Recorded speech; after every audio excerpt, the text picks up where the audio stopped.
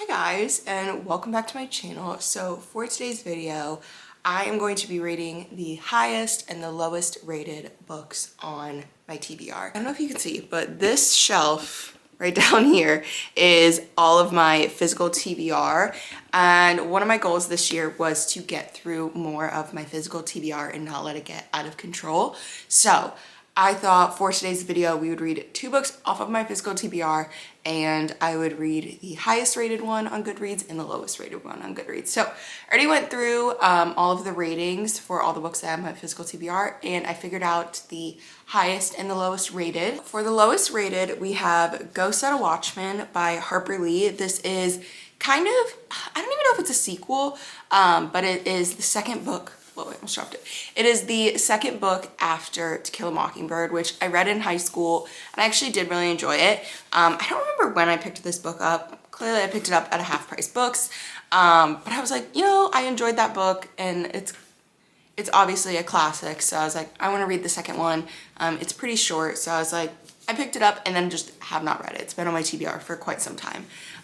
So I'm excited to read this. This one has 3.31 stars on Goodreads. And then for the highest rated, we actually have a book that has not been on my TBR for very long. I got this book at the end of last year. I think it's in a vlog or a book haul or something, but it is The House in the Cerulean Sea by TJ Klune. I have heard such good things about this book. I'm so excited to read this. This is a fantasy, I think it's like a kind of like a more cozy, like folk-ish fantasy maybe. I'm not 100% sure, but I've heard really good things about it.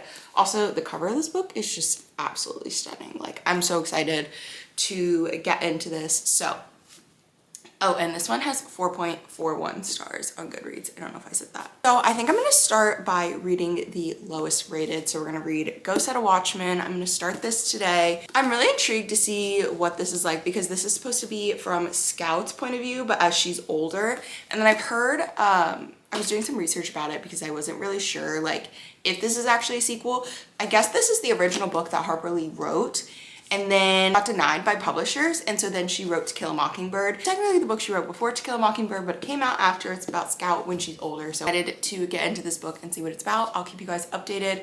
We'll see if I am on kind of the same par with ratings, if I give it around like a 3.5, or maybe it'll be higher, maybe it'll be lower.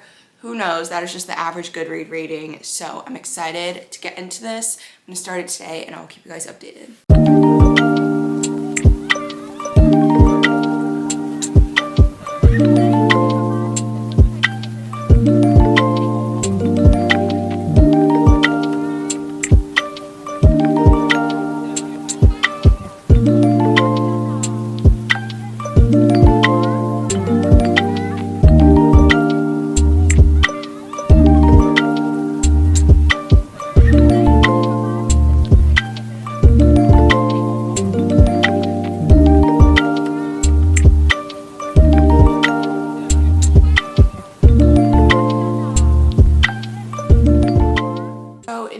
The next day, and last night I read to page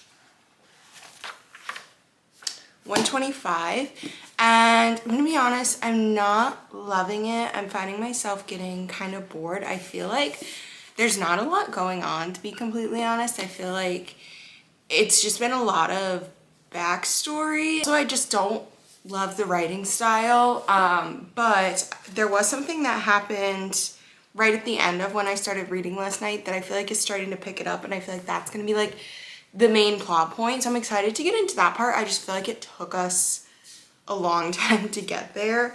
This book isn't very long. It's less than 300 pages. So I feel like for the first 100 and something pages to kind of feel not wasted, but just feel like it was so much backstory. I'm like, I feel like we're not gonna get a lot of the actual story, but who knows? We will see. I'm gonna continue reading today and I'll let you guys know how it's going, but yeah, I'm not loving it right now. Also, I can definitely see how this is very much not a sequel to Kill a Mockingbird. We discussed kind of the main point of what happens in To Kill a Mockingbird a little bit, but like, it's definitely not a sequel. I can see how this was actually written before, and I kind of trying to remind myself of that, be like, this was written before, this is not meant to be an exact follow-up to what happened. So I feel like that is also kind of changing how I'm feeling about it, but we will see how this continues to go.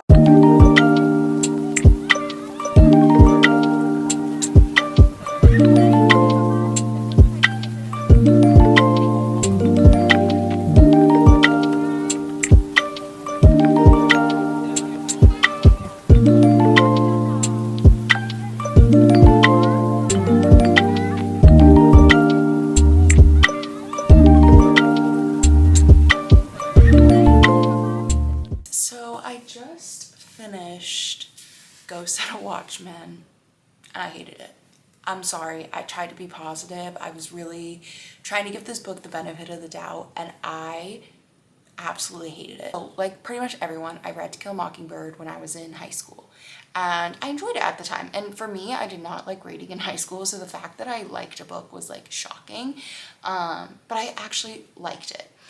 Thinking back on it now, as I've grown and as an adult, yes, there are issues with it. It's very much like white savior-y and like that sort of thing. And it obviously details a very important part of US history. And I think it was definitely a necessary and needed book. As I've gotten older, I've obviously realized that there are things wrong with that book. So going into Go Set a Watchman, I was intrigued because this was actually written before To Kill a Mockingbird. This was Harper Lee's first book. She ended up releasing it. I looked it up. This was not after she died. It was like a year before she died. But a lot of people suspect that her publishing company kind of forced it out of her. Like she didn't actually want to release it. There's a whole thing if you want to read up on it.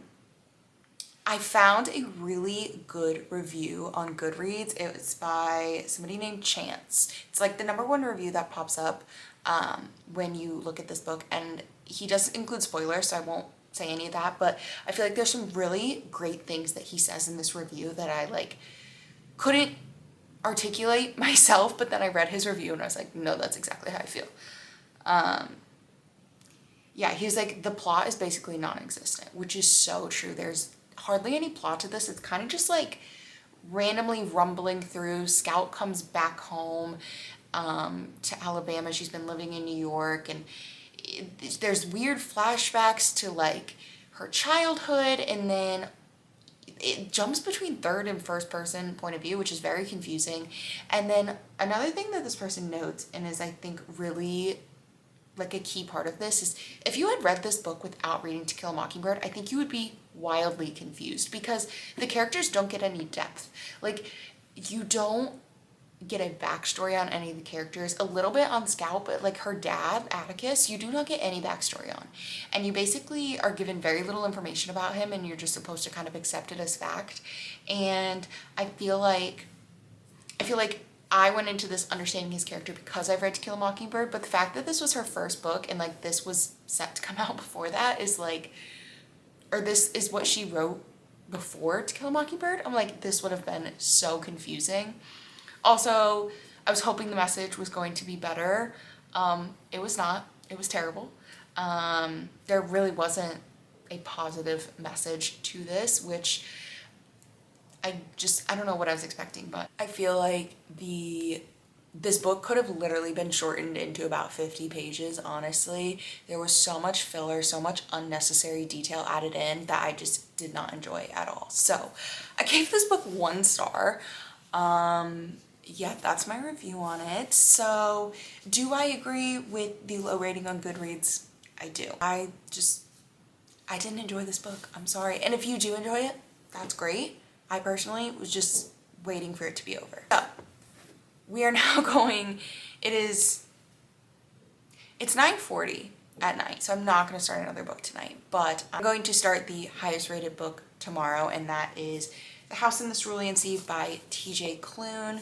Let me see again how many stars it has on Goodreads. It has 4.41 stars on Goodreads, which is really good.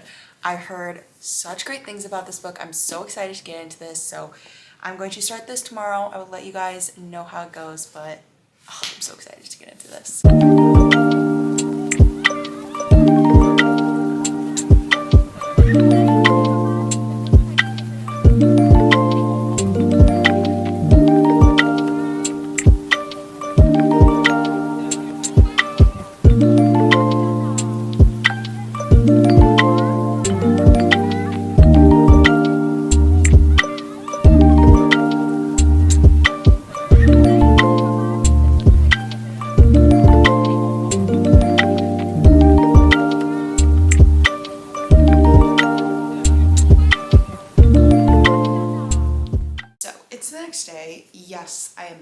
same sweatshirt.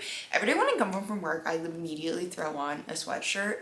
And I just happened to grab the same one that I wore yesterday. But anyways, I started The House in the Cerulean Sea today.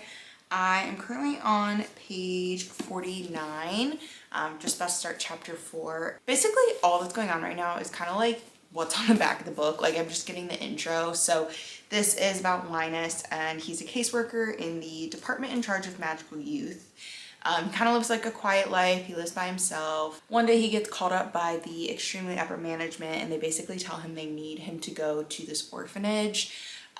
He's a caseworker, and I think kind of what I'm gathering is he goes to orphanages that have like magical children there, and kind of just make sure that everything is running smoothly. And so they tell him that he needs to go to this one orphanage because apparently the kids are dangerous or something. I'm not entirely sure what's going on. That's basically just where I got. So he's about to like head to this orphanage. Yeah, so I feel like that was kind of like the intro to everything, and now we're gonna kind of get into more of the story. I'm really enjoying the writing style so far. Like I really like it a lot. I don't know how much more I'm gonna read tonight though, because I am so exhausted for some reason. I don't know what it is. I don't know if it's because it's like gloomy out today or what, but I am so tired.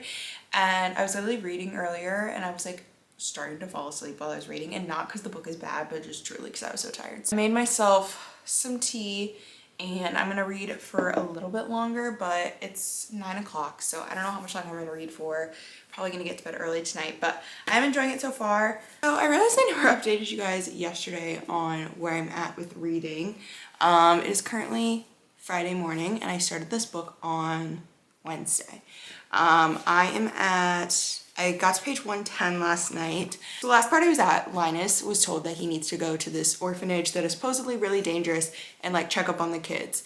And so he just got there and he kind of met all the kids, and I could just already tell I'm gonna love this so much. Like the dynamic of all the kids, and they're seen as these like dangerous magical youths, but I just have this feeling that like there's just gonna be this incredible like found family and bond between them, and I'm already loving it. Like the point that I ended at last night, I was like, yeah, I feel like this is gonna be a really good book. Linus is now gonna be there for the next month, kind of making sure that the kids are safe, making sure everything at this orphanage is running smoothly.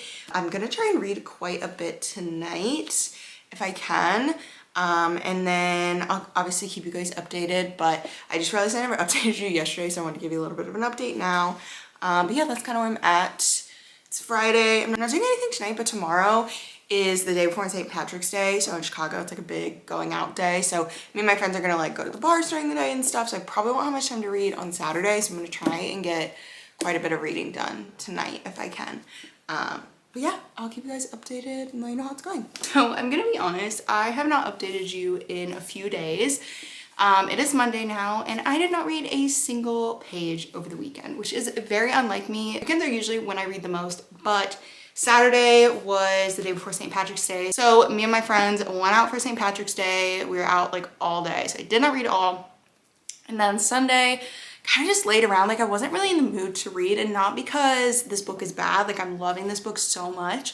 I just was not in the mood to read, and I didn't want to like force myself to read if I wasn't in the mood. But it is Monday now, and I have read a little bit, and I am gonna continue reading this evening. I read a little bit on my way to work, and then I'm now on page 219, chapter 12. I'm loving this book so much. I can tell that Linus is kind of starting to like change his ways a little bit, and he was very strict in his beliefs, but now he's kind of starting to like understand this orphanage and these kids, and I'm just loving this so much. Like honestly, I feel like I'm reading this book very slowly because I don't want it to end. Like I'm really just enjoying it so much, and I really don't want to like, yeah, I don't want this to end. Like it's just such a cozy fantasy. Like there's not a lot of high stakes. There's not a lot of like drama or anything like that like you would typically find in a fantasy. It's much more like just a cozy fantasy. Feel like there's gonna be a little bit of drama and tension coming up here soon. I kind of just feel like that has to happen for the plot of the story, but I'm genuinely just enjoying it so much. I'm loving reading about these characters. All the kids are so sweet. They're all so different and all have these different personalities, and I'm just loving it so much. So I'm gonna try and read some more tonight for sure, But yeah, I will keep you guys updated with how things are going. Not sure that I'll finish it tonight, probably not, because I think I still have like 100 and something pages left. But maybe we'll finish it tomorrow, but I'll let you know.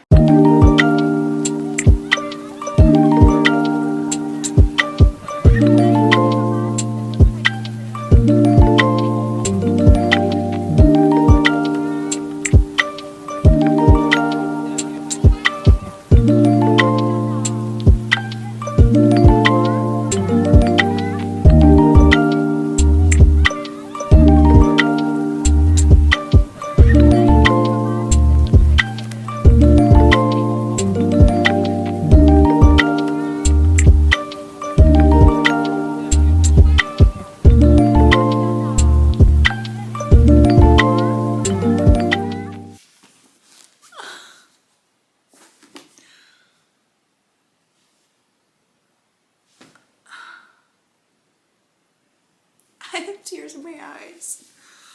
Oh my.